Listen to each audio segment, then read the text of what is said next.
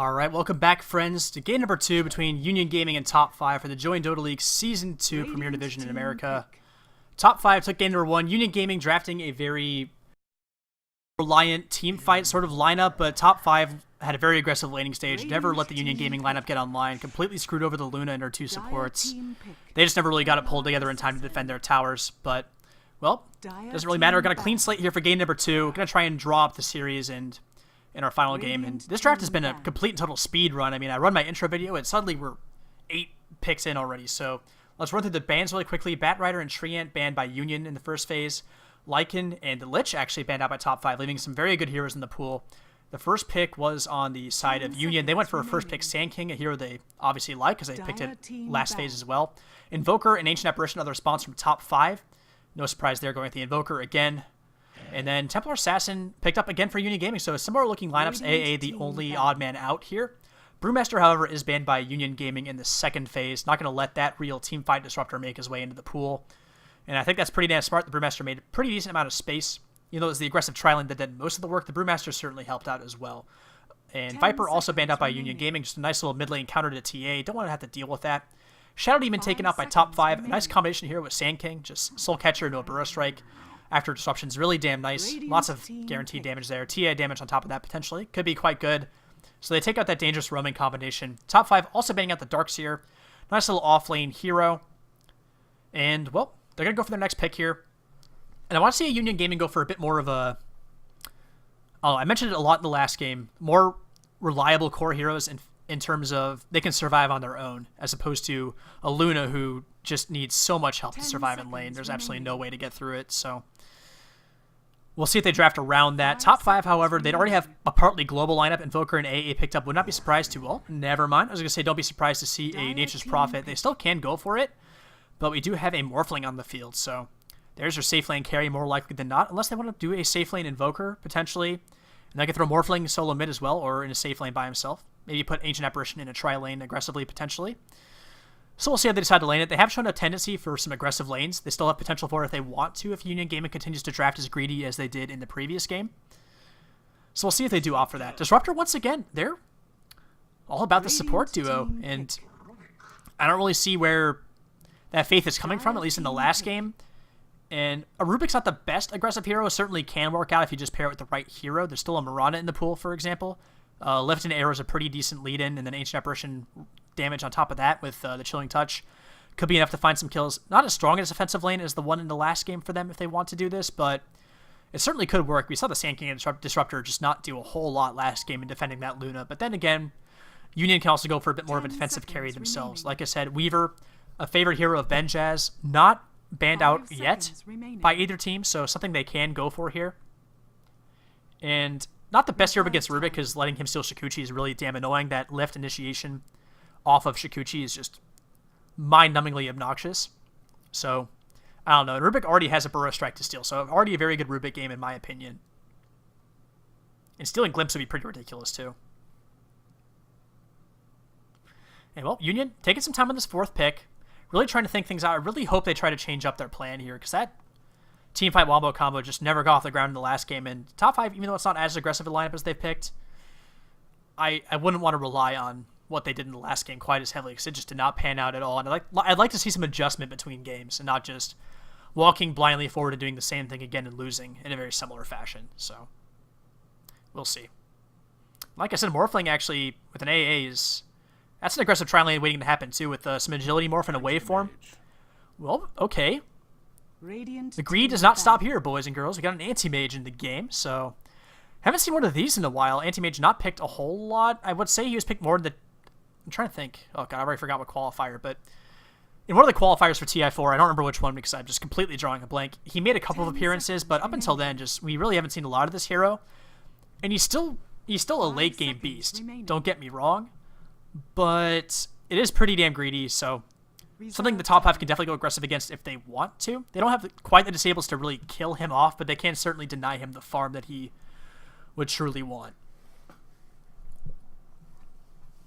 And yep, gonna see the last couple of bans here as well. So Top5 looking for either probably an off-lane hero here or maybe an aggressive tri-lane carry of some kind, but Morphling probably going to fill that one slot for the most part. Invoker probably going to be mid. So I'm expecting more of a typical off-lane hero, that sort of solo lane tempo controlling style of hero.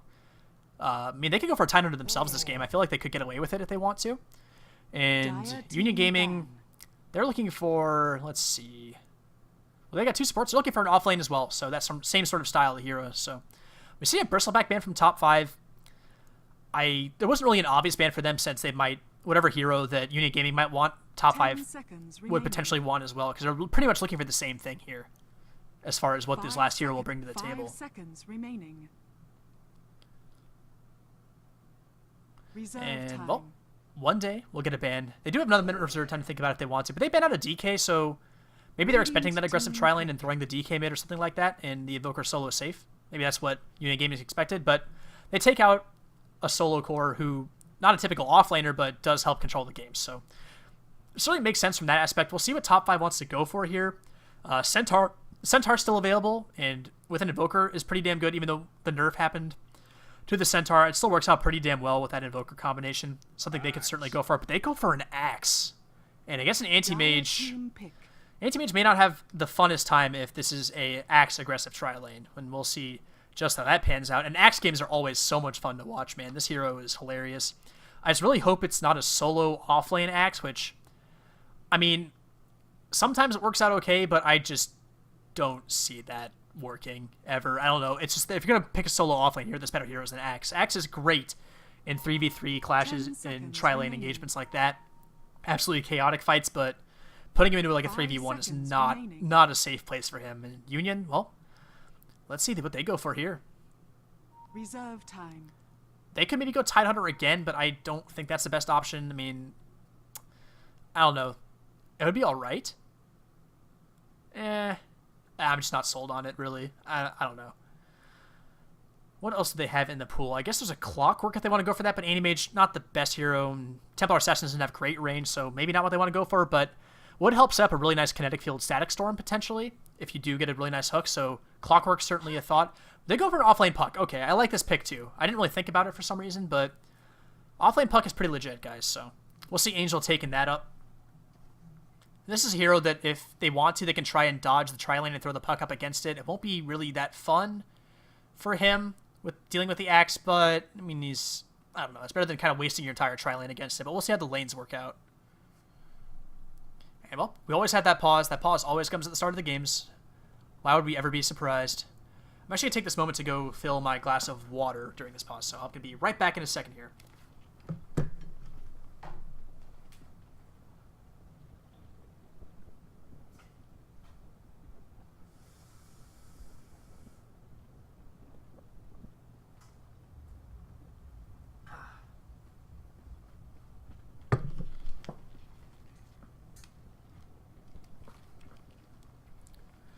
Well, I hope you didn't miss me too much. We got the G call as well, so game should be resuming here in just a second. Here it goes.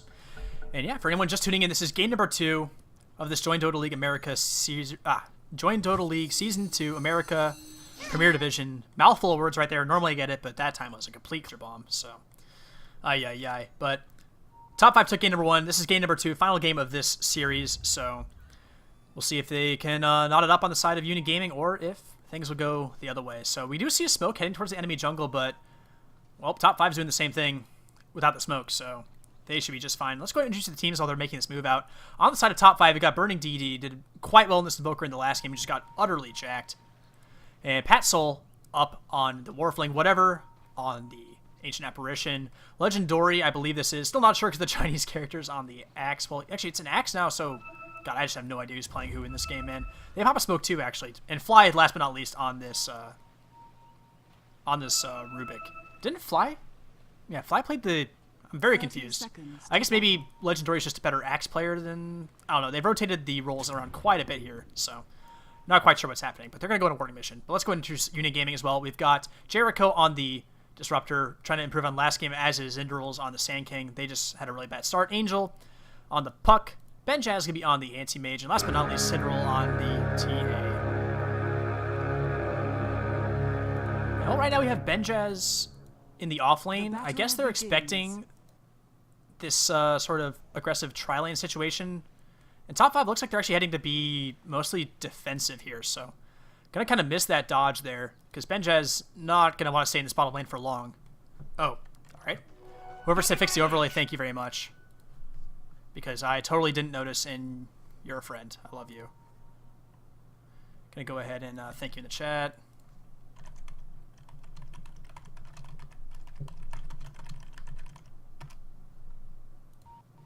Alright, so, well, back into the game. We see Jericho with this DD rune, gonna head up into the jungle and maybe try to find these heroes. He's gonna walk into 2 heroes. Gonna be a glimpse back, actually, onto the AA. They had the vision from that ward, so I guess that reveals they had that ward there. With this DD rune, they may try to just go ham on Fly here. DD's flying through, Puck gonna orb in, try right-click down and finish off Fly. Can they find one last right-click here?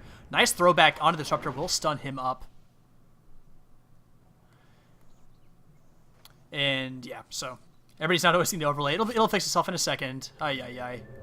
There's always that moment because of the stream delay where people are just like, fix the overlay still, and I'm like, oh, I got it, but I still just feel really bad about it. So sorry about that, guys, during the intros. Thankfully, nothing really happened of too much importance. But actually, Burst Strike top lane, gotta try and actually find this Invoker. Can they find it? Benjaz gets first blood. That's a really nice find, and I mean, a little bit aggressive play by that Invoker in an offlane Invoker. I mean, this is kind of a thing, but I mean, I guess they just haven't gotten really caught up with the lane shuffle quite yet. Ay, ay, ay. Yep, there comes that spam. There comes that spam. I know, guys, I deserve it. I deserve it. I'm sorry, guys. I'm so sorry. Please forgive me. Anyway. Well, now that I'm being distracted by the overlay spam. Take a look at how these lanes are shaping up. The way the rotations are now, Invoker now bottom up against the Puck, so a bit more of a typical matchup. We've got Fly hanging towards top on his Rubik near the Morphling, so the aggressive situation I kind of predicted would happen, but didn't really arrive in the way I thought it would, so a bit confused by that. Mid lane, going to be the Axe versus the TA, so a lane he should do alright in until TA gets more points in Sideblades and gets that range up, which will be really annoying to deal with. But yeah, I don't know, this Morphling kind of left his own devices top lane. Not going to work out too great. We actually do have a potential for a glimpse back here from Morphling. There certainly is mana for it on this Disruptor if they want to pull him back. Kind of surprised they're not going for this and bringing in this Sand King, but I guess he's just content jungling the stack right now. And, well, bottom lane. Burning DD still going to work. Farming 1v1 against this Puck, and Puck so far, 2 last hits for the Invoker's 10, so he's doing pretty well in this lane, and, well, I will say this bottom lane was pretty hectic at the start. I mean, there was the horn blowing, and then Puck spent time in the jungle trying to fight. Didn't quite find the first blood, but did force some heroes back, but missed out a little bit of XP because of that, and reasonable 3.5 Invoker, almost level 4, so not too much of a disparity there, so he's not doing too bad. And, well, let's see how this Axe picks against the TA goes. I quite like this, actually. It's pretty funny, but not sure it'll work out in the end. He can just kind of fall back to this jungle camp and farm it up with counter helix, so a nice little fallback for him. Mid lane Axe probably wouldn't be quite as decent on the Dire side. It's a nice little thought there. Zendrill's continuing to farm this stack a little bit. Has his boots in 500, almost 600 gold now, so making decent headway. Level 2 Sandstorm up as well, so he will jungle at a much faster rate than previously. Man, this game is a lot less exciting to talk about now after that last game with the early action down in the bottom lane. I'm just finding myself a complete lack of things to speak of, but well, that's just the way Dota goes sometimes. And Pat Sold's merrily farming away. This anti-mage level 4.5 already, though. We do see a Thunder Strike, nice Burst Strike as well. Glimpse back onto the Rubik, actually kind of helping out for a little bit here. Might help them not find this kill, but Rubik will actually go down irregardless. Zyndral's on the run now, should be fine. Yeah, he'll make it out. Rubik goes down. Pretty squishy hero, and just Glimpse is a pretty strong spell, but wasn't even really required there. The Burrow Strike more than enough, and Sand King coming out of the jungle making an impact, and he'll just go back to farming probably. He has enough mana for another Sandstorm, can go for a stack here as well, maybe. Yep, he's got a stack ready to go as soon as Sandstorm's back up, so very efficient play for him. We'll be working towards that Blink Dagger very, very quickly. And, well, we did see in the last game, pretty excited to watch Burning DD play a Quash Wax Invoker. Last game it was Quash Exhort, so we'll be seeing a different style of play from him completely, pretty much. And, I mean, with the Morphling, he's able to go for this. It isn't required for the right-click damage. So we'll see if he goes for a Phase Boots into Orchid-style build, or probably Phase Drums and then into Orchid, potentially. We'll have to see what he decides to opt for, but it will be a completely different build, I would assume. Benchaz gets cold-feeded, but doesn't really care that much about it, just blinks away. Looking at this mid lane, TA 25 and 6 versus the Axe who is 28 and 3. A couple of those are jungle creeps, so not quite as even as you would think here, but still not too bad for the axe. But TA is starting to work towards that point where refraction starts to get a little bit more annoying. And she has the meld as well, so her damage potential is pretty good, but can't really go too ham on this axe. Pretty tanky guy, has that stout shield up as well. But Benja is farming pretty well here. I was a bit scared for this anti-mage just from a greed perspective, but they haven't really challenged him too much. He's actually found kills instead. He got the first kill, but did not find the second one. Disruptor actually picked that one up. But he's still farming very well. 30 last hits, considering he's been against an aggressive tri-lane as well. So, got his ring of health. Going to work towards that Battle Fury. Has a poor man shield as well, so he's not too worried about what top 5 can bring to bear here. We actually do have an invisible axe. He has level 6 ready to go. If you actually get Citadel in a call, that would be pretty awesome, but not going to find him quite yet. Just going to go for the last hits instead. Citadel is forced to fall back to this bottle, but he's going for a minus yet again. In this game, it should work out a little bit better just because, I mean, it's not like top 5 can get too aggressive with pushing towers with a Morphling. The laning could have been aggressive, but not the pushing in the mid game quite as much as the last one. So he should be able to get away with this minus very easily. I think it is certainly the right choice.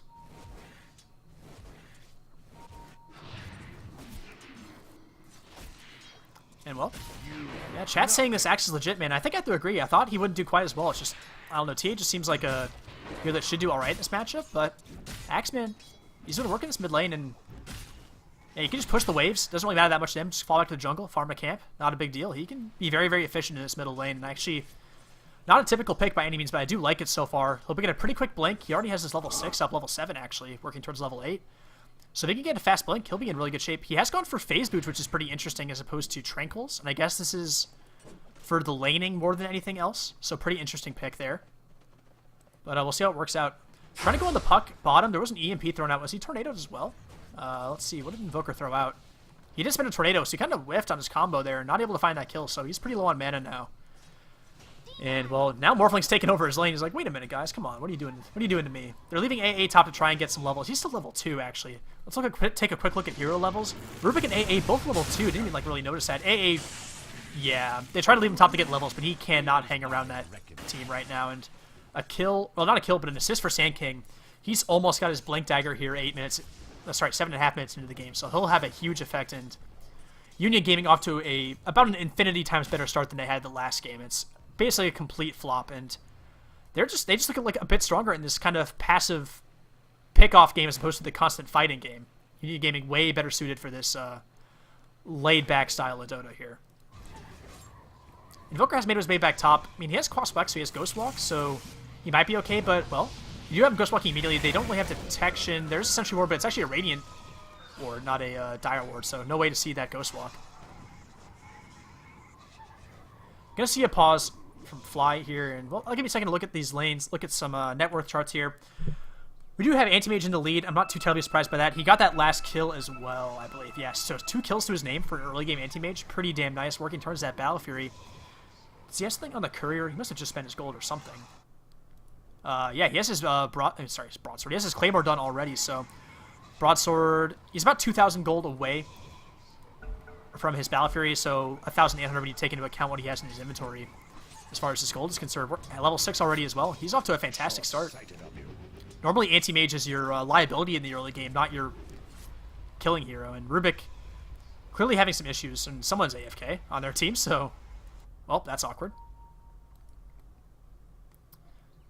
Looking at some other heroes, Puck probably going to be going for that Blink Dagger here as soon as possible. Has Boots, Null Talisman, and Magic Wand in a bottle, so pretty much all he needs to sustain until he has that Blink Dagger, but it's still a good almost 2,000 gold away. So he's quite a ways off. Rubik, pretty damn poor. Still only level 2. Yeah, that's a real shame. If you look at the hero levels, I didn't actually finish that conversation before Ben Jazz found that kill top. But I mean, the 2 supports are level 2, and there's a level 7 Sand King on Union Gaming. Albeit the Axe is the highest level in the game at 8, but other than that, 4 heroes at level 7 for Union Gaming. Disruptor at 4, but even that's not that bad compared to the AA and Rubik, who are level 2 still, so oh yeah, not a really good start for them. Just not able to really find anything. There's really no place to find a home here. Like, because they've been shifting around so much, but not really finding any kills of any kind at all. Well, they have 0 kills, so clearly they haven't found any kills. And these rotations just haven't really been that effective. They haven't been saving anybody. Benjaz finding kills, and not able to find XP anywhere either. It's a Real slow start for these supports of top 5. What else is there? Midas almost done in TA, getting pretty damn close, only a couple hundred gold away from that. Axe, on the other hand, has his haste rune bottled 1,000 gold as well, so he's on his way to his... I would assume his Blink is his next item, but he might go for maybe a defensive item before that, just in case, but Blink first, typically the fair, especially if he gets it really fast. And there's the G call from top 5, so we will resume the game immediately. And yeah, back into the action. Let's see, what else is there to talk about? Disruptor, decently poor. I mean, Sand King's the one getting all the jungle farm. Not really anywhere for the Disruptor to pull and stack. So, a little bit lower on the farm is he, but his levels aren't that bad. Sand King Blink is done now, so he's going to get that shipped out to him. Actually, maybe just run home and grab it. Yeah, Courier's already on the way to Benja, so Sand King just going to waddle on home. Not too concerned about that. His Blink Dagger's done. He has nothing else to do. So now he can go out, be a real son of a bitch, roaming. And I mean, this guy's... Let's just look at him. I mean, 9 minutes in the game, level 7, has Epicenter ready to go, Burst Strike fully maxed out as well. I mean, Blink Dagger, like, this guy's going to have a really big impact. Oh, Morphling? Solo killed by the Puck? I mean, I know the silence is good, but, I mean, damn, Morphling, what are you doing, bro? Well, I just didn't expect that to happen. No idea, guys, but that's a solo kill that they could not afford to give away. Like, Puck was the one hero that... I mean, Sand King already has a Blink. Don't give Puck a Blink earlier than he has to. I mean, that gave a lot of gold, so... not the best play for the Morphling there, getting a little too aggressive, I guess. I just have no idea what happened, guys. Denied. Ay. I thought this was Dota. Yeah, Pat Soul, pretty poor this game.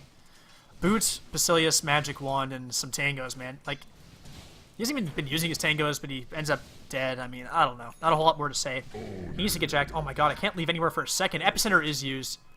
Sorry I'm missing these kills, guys. I'm just kind of falling into a bit of a lull here with... This game's just kind of slow and then kills falling up immediately. Zyndaros does not have enough mana for a burst right here. He goes for the Blink Sandstorm play.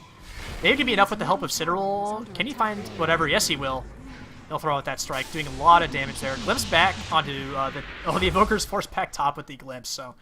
Cute little play there from Jericho. So, nice find there. Zyndaril's all out of mana. He has to back off, but 2 kills going the way of Union Gaming, 7-0 right now. They're kind of rolling right on through. And, well, they just need to get Pat Soul jacked here. He's going for, well, he has a casual Band of Elven skin, so I assume he's going for a Yasha here pretty damn quickly.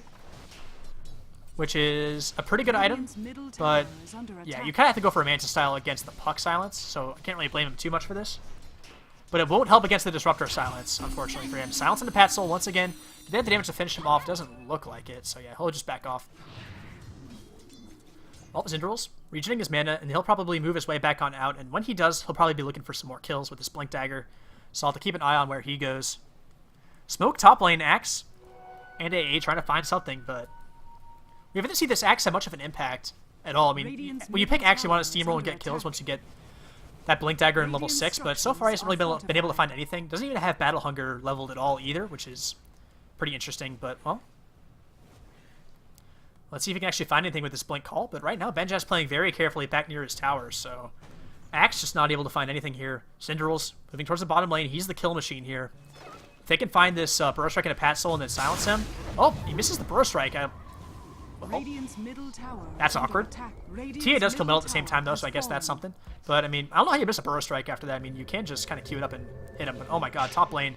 Invoker, top 5 does find their first kill of the game. They do kill off the Anti-Mage finally with a Blink Call, I assume. But, well, going to be a Sea of Coil used on the Axe. Axe actually just blink out and try to break it. He's alive for the time being, but here comes that Burrow Strike. Once again, 2-hero Burrow Strike from Zyndaril's. Nice find there. Burning DD does grab a double kill. But looks like he will likely go down here. Cold Snap doing some work.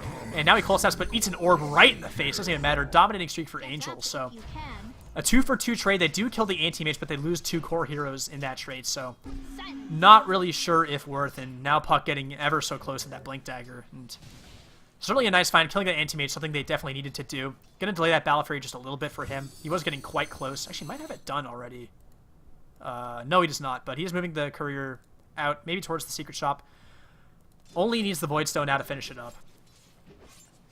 And yeah, he's going to grab a couple of last hits. The Courier's already ready to buy that Void Stone. He'll have that Battle Fury in about 13, 14 minutes. So pretty good timing for him.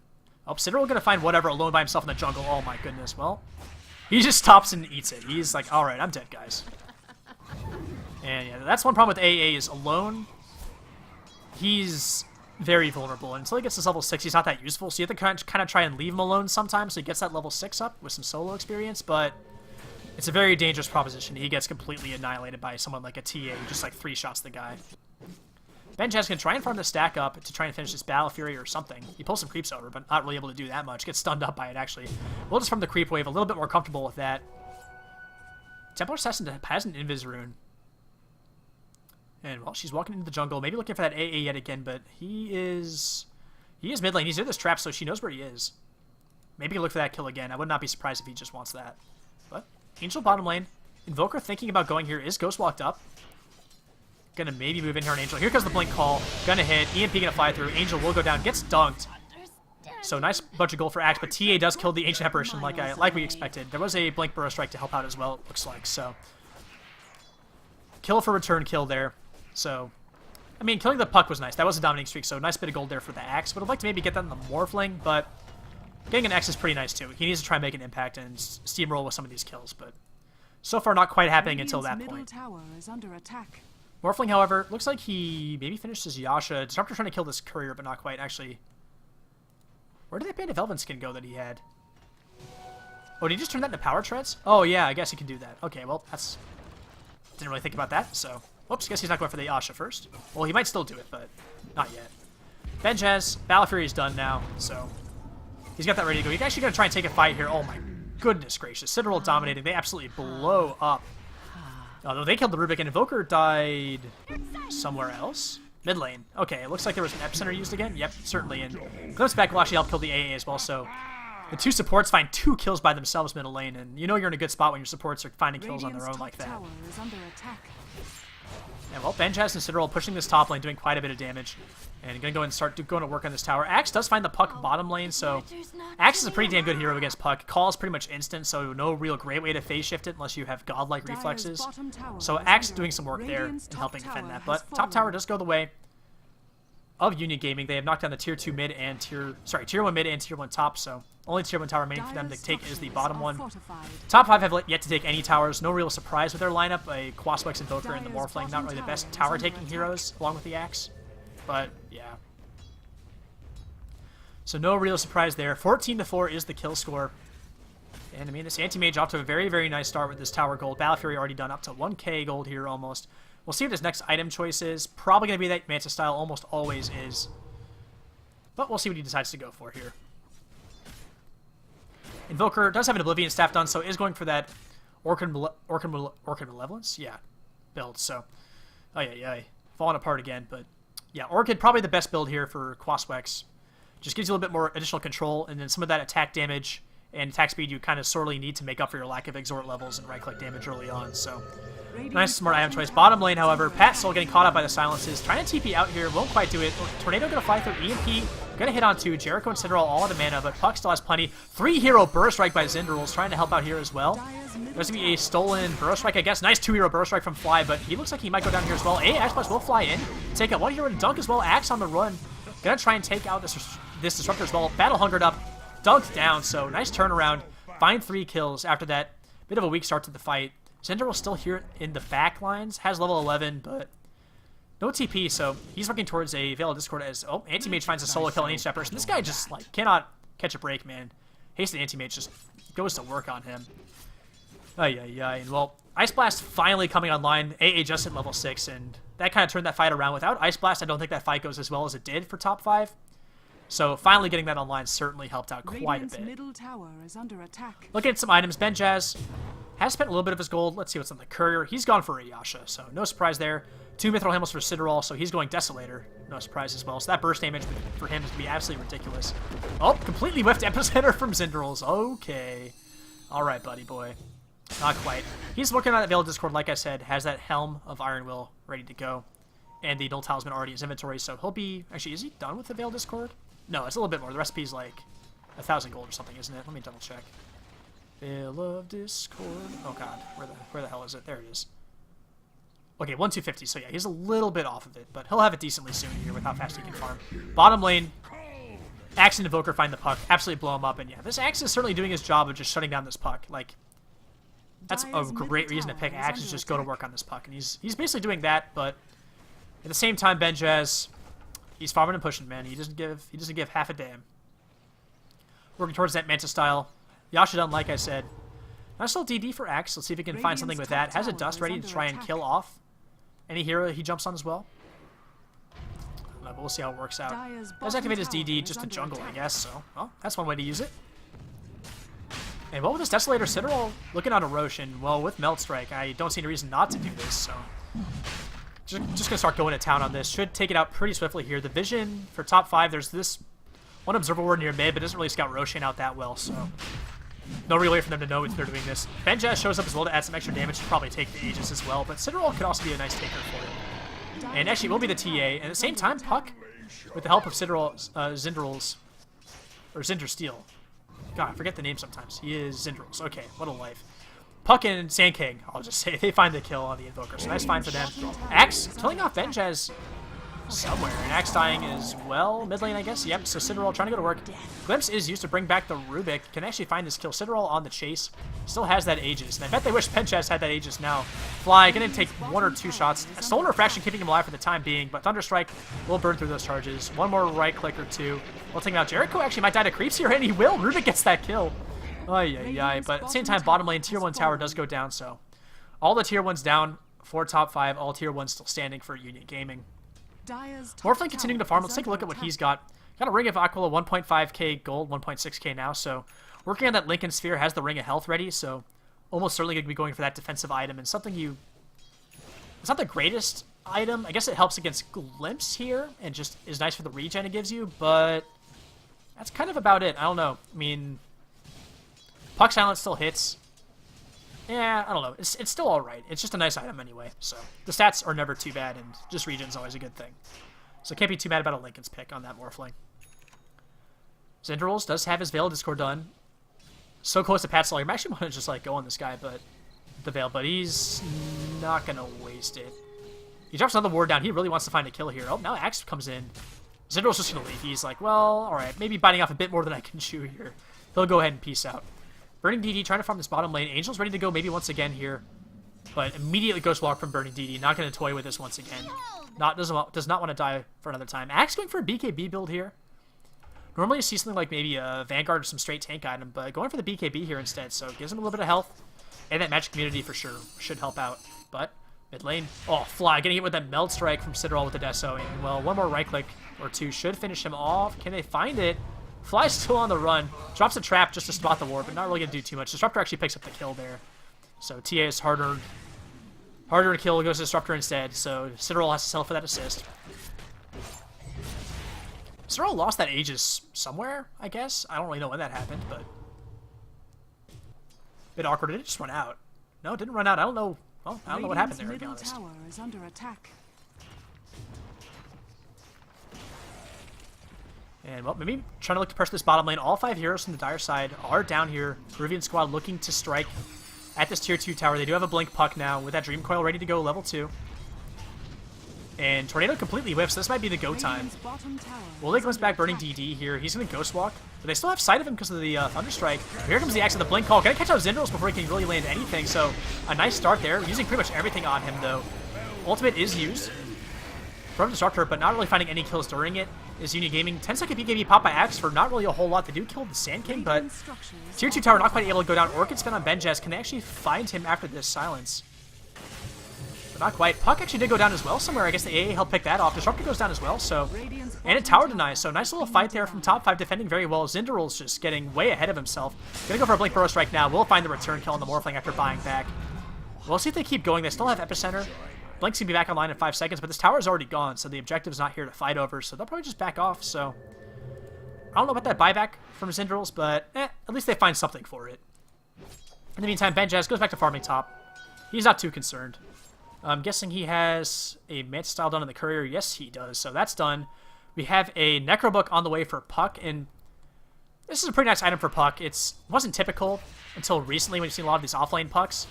But it adds a little bit of tankiness. More mana pool is always a nice thing as well. A little bit of extra right-click damage. And just having that extra push potential, Puck doesn't bring too much right-click damage. Adding the Necro Books in certainly helps out quite a bit. Tower is under attack.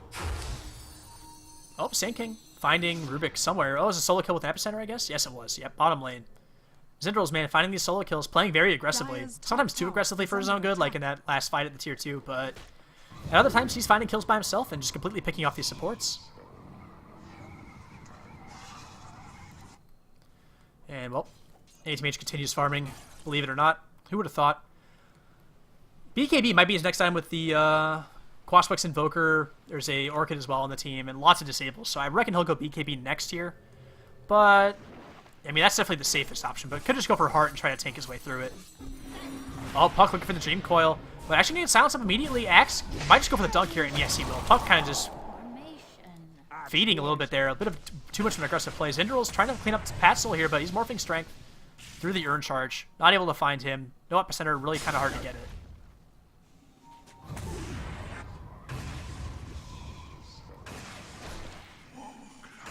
And, well, TA finds another kill in that Ancient Apparition. Ay. I do apologize if I'm running out of gas here, guys. I did have a long casting day today. I know that's no excuse, but without a co-caster, a bit hard to keep up this late in the day. But I'll do the best I can to bring the best cast that I can, despite the fact that I'm a little bit tired here. Once the team fights start kicking into high gear, hopefully things will get a little bit more awesome. We do see a long-range Orchid under Zindral's. He's on the run, but we do see Kinetic Field trying to hold on. Oh, actually, Zindral's DCs. Okay, there's a couple of DCs, so wherever Benjaz and Zindral's are, they're not looking too good connection-wise, so we do see the very quick pause. Next, you're going to take a quick look at the graphs here, actually. UG, very far ahead in the XP, no surprise there. Sorry, the gold and XP as well, so they do have a pretty massive lead in all those categories, even despite that tier 2 tower defense. Top 5 just had barely, did it even make a dent? Yeah, there's that little dent right there, but that's about all it did. And gold graph, there was really no change at all with that tower deny, so we do see the double reconnect. Both players back, so no terrible internet outage, so we should be able to keep going here, but oh, we'll actually be able to find any more kills down here. Does not look like it, so 1-for-1 trade. Puck for an AA. Top 5 will take that. But at the same time, let's see, Morphling is continuing to farm the top lane. He is working towards that Lincoln Sphere, just needs the recipe. Whereas Benjaz has 1.7k in the bank, so not really sure what he's going towards quite yet, but we'll know soon enough once he gets a couple more last hits here. Invis Rune on TA, bottled up. Let's see what she goes for. She actually, her gold's pretty low. She bought another item recently. I guess she just bought that blink, or nope. She's actually going to finish up a BKB here pretty shortly. What is her gold total at now? Yeah, she's very close to a BKB on top of this. So she'll have damage and survivability coming up very shortly here. That'll be a very, very scary player to watch out for. TA ditching out a ton of damage right now and making a lot of space for this anti-mage to farm. But Benjaz has been coming to a lot of fights considering his build. Normally, if you want to be an anti-mage coming to fights, you go for something like a Vlad's, which helps your team out a lot and gives you some lifestealer for sustainability in the fights and armor as well. But he definitely has a farming build, but has been showing up to quite a few fights. Well, Roshan potential respawn starting in about a minute and 15 seconds here. We'll see what the respawn time is when that ticker does hit that 8-minute mark on the clock. And, yeah. So, Axe has his BKB down, 1.7k. Well, let's see what he goes for next. Normally, I don't know, Vanguard's generally an OCAD, but he did sell a Stout Shield, so he won't be going for that. Heart's pretty good, too. Blade Mail is generally the item of choice here. And typically, you would get that before the BKB, actually, but I guess he's just so concerned about staying alive. But the problem with that is that TA is the one dealing out the most damage, I feel, so BKB doesn't help that much against that. It does help against the Disruptor Silence, I guess, and the Sand King Burst, but it will not save you from the TA. Benjaz already has 247 last hits, but Benjaz is also dead. He gets dunked top lane, so nice find there. Probably a blink call leading in, but well, looking for a fight in the middle lane. Burning DD teleports straight into a Static Storm, but no follow-up from Union Gaming. And they'll just kind of back off after that, using their ultimates, not finding a whole lot. Rubik actually steals Static Storm. Well, there's a BKB from someone. Oh my god, Citadel is absolutely annihilating that, so no Static Storm for you, Rubik. Sorry, guys. But Call works through BKB. Citadel just going ham on this Axe, trying to finish him off. Lots of damage flying through. Morphling with the waveform going to do some work, but here comes the Epicenter flying through. Citadel trying to go to work here. Pretty low. We'll try to back off. Sandstorm being used. Blink Meld absolutely emasculating that Invoker. Ay. Patzel on the run once again. Sandstrike, Burrow Strike will get Lincoln's off, but Ultra Kill for Citadel. Gonna give it this Ice Blast, maybe blinks, maybe into it. If he gets hit by that, he might go down, but no, it will miss, so he will survive. Roshan gonna be back up in about a minute and a half, so they might look for that pretty soon here on Citadel and just go completely ham-wise. He is finding kills left and right. Benjaz was dead that whole time, so at least he wasn't farming. Top 5 have that going for them. They do lose all their cores. Actually, I believe during all that, maybe AA survived, but 4 heroes definitely died, and all of them dying to TA. Dire's bottom tower is under attack. Ay, ay, ay. Oh, I need to deal with a message here really quick.